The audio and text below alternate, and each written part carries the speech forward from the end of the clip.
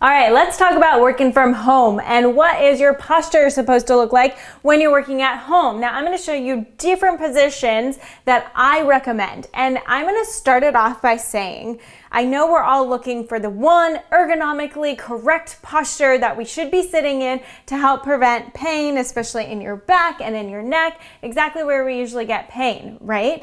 Well, here is the thing. In order to prevent pain when you're working, the best posture is the next posture. So let's go over exactly what that means in order to keep you healthy and feeling great within your body. Now, we get to work from home, right? So it is business on the top, just in case you have a Zoom meeting or anything come through, and it's lazy at the bottom or comfy, whatever you want to say. The first thing that I want to talk about when working from home, in case you're suddenly at home, you don't have the proper setup and you don't have a work chair, you just have a regular chair that you would use at the kitchen table. So I'm going to use a chair that you would use at the kitchen table. So the one thing you want to make sure of is that when you're sitting, is that you can relax into a chair, right? But we also want to make sure that we're not just staying in flexion the whole time. Listen, your back is going to round. It is okay, especially when we're feeling supported, because we want to be relaxed when we're working as much as possible. So you also want to make sure that you come in as tight as possible so that you have something that you can relax back into. Now, say your back is not very supported and over time, the rounding is starting to create some achiness because now your muscles are feeling like you're getting stressed and you're getting tight and they're working in a stretched position. So that's usually when the back gets overworked, is when it's working in that elongated, eccentric positioning, okay? When the pelvis is turned under and the back is on stretch, especially because when we work, we get really stressed. A lot to get done, there's so much to happen, and you start breathing in and out from your chest and you start to build up the inflammation in your body. Now put that on stretch elongated muscles. That is what could cause some achiness and pain. Not the one thing, but it could. So my recommendation, take a pillow, a smaller pillow or a towel, a sweater, roll it up and stick it behind you. Okay? So now I'm just gonna keep it pretty low into my low back. So when I go and lean and relax, now I can actually push my hip bones into more anterior pelvic tilt, get that natural curve in extension in my low spine, and then I can work like that. Okay, the other setup that we like to talk about is making sure that my gaze is straight ahead at my computer screen or my laptop so I can lift my computer onto some books if I need to increase the height of this. I also want to make sure that my arms can be relaxed in a pretty good position.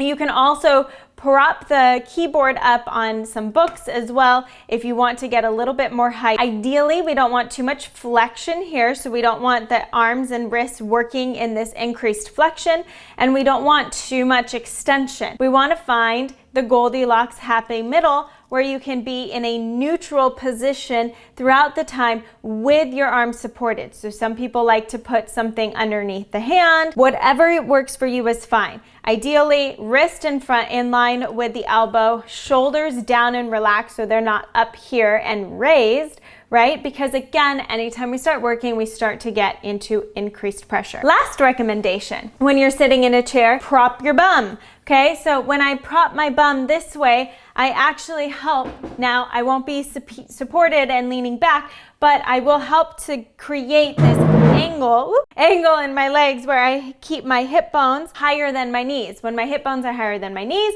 that also helps to put me into a more anterior pelvic tilt so I can sit on my sit bones called your ischial tuberosities. So if I can sit on those sit bones, I keep my body naturally stacked and aligned a little bit better. So again, I can work like this and not have any pressure. But again, if you're feeling like I need to relax and I need to sit back, that's when you can then switch.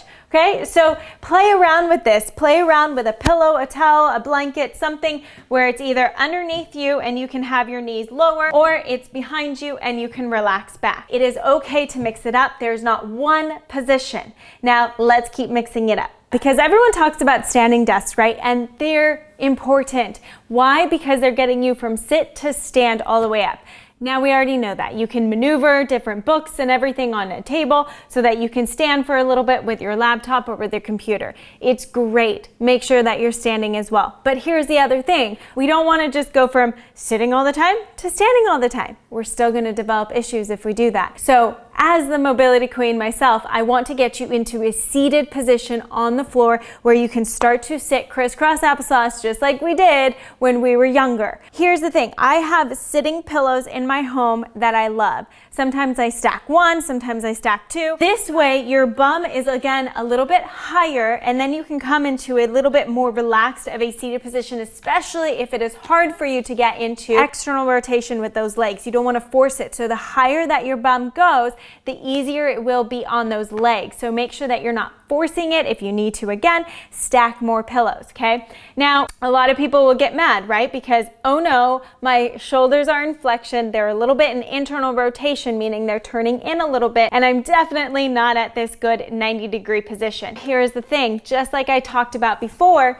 we want to be sure that we're constantly moving. So this means that I'm not going to be here 24/7. I am just here for a temporary time, and then I can get out of it. Again, if I am relaxed in my shoulders and I'm making sure that I'm not raising my elbows off the table and starting to come into a tense position, that's where it becomes bad. So you can also take a pillow and create more relaxation. So take that pillow right behind your back, relax into that pillow. So now I'm in more anterior pelvic tilt. I have a little bit more cushion into that low back so I can get that natural extension. I can relax in my arms. And again, I'm trying to keep my wrists pretty neutral as I work. My gaze, if I'm working really intently, it's gonna come down and forward. This is also normal and natural, okay? So if you catch yourself doing this, come into moments of extension and stretch. Oh, it feels so good over here as well. You can reach and lift up. You can go different positions. You can twist. Twisting is so good for the body,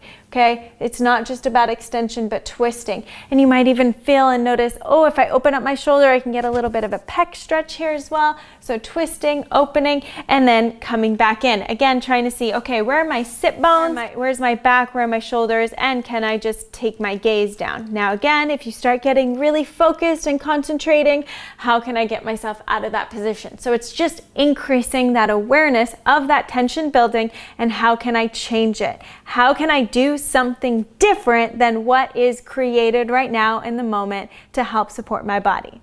All right, let's talk about one more position, yeah?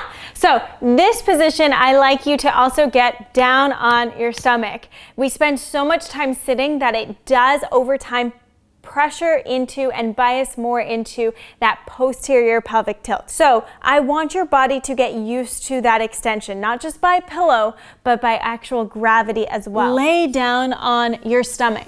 The great thing about being able to lay on your stomach on a couch as well is that we get a little stretch. So do this on both sides, where you now bring your leg up. You're getting a stretch into, you might even feel a little bit of hamstring, a little bit of adductor.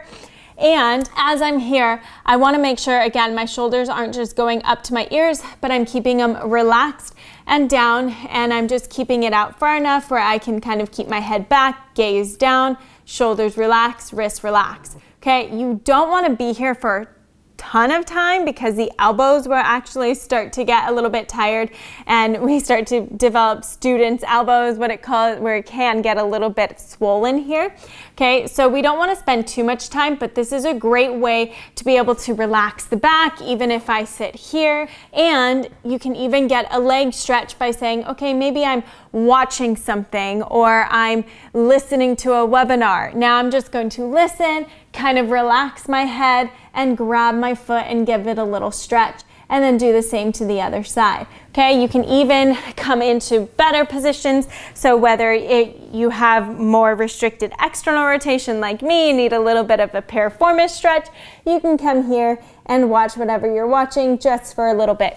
The idea here is to mix it up, guys. We don't want to stay in one position, especially when you have the access to being able to lay around, to not having to wear a suit or heels, and be able to switch it up in the home. Okay, so make sure that you're doing it. Listen to your body. If you're feeling the need to move, move. Set a timer for every 30 minutes. It helps for your brain as well to keep you energized, creative, active, and focused on what you're trying to create.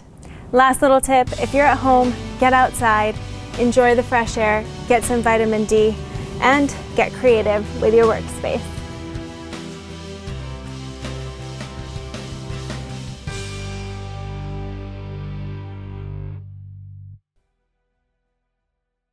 Thanks for watching, guys. I hope you're enjoying it. Don't forget to like and comment below to let me know what you think, and subscribe so you don't miss any in the future.